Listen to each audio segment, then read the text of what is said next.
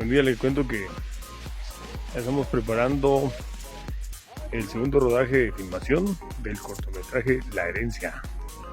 Quedamos con los protagonistas de este día: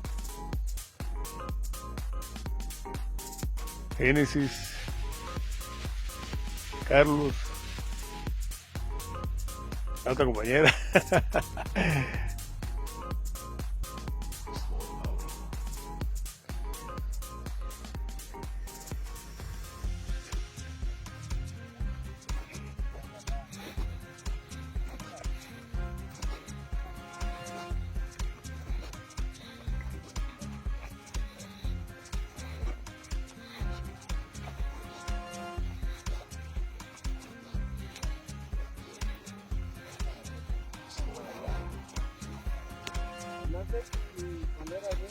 ¿Qué tal? Estamos en el segundo día de rodaje de filmación.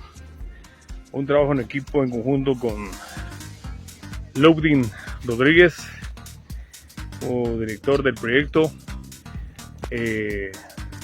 También Heller Mérida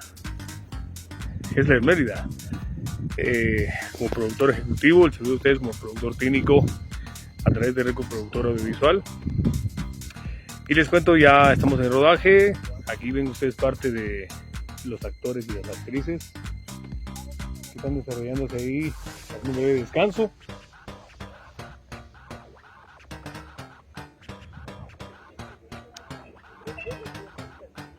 Y bueno, es un lugar magnífico que hemos realizado como lugar de locación. Ahí está Isaías también, que no ha escuchado.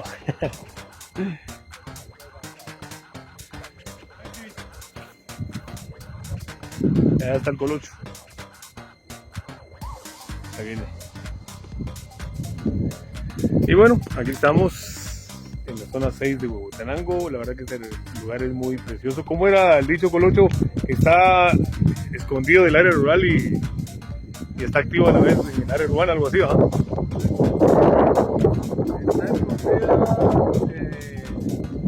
Está escondida esta, ¿qué pudiéramos llamarle? Esta área verde metida entre la urbe, zona 6 de Huehuetenango. Buenísimo.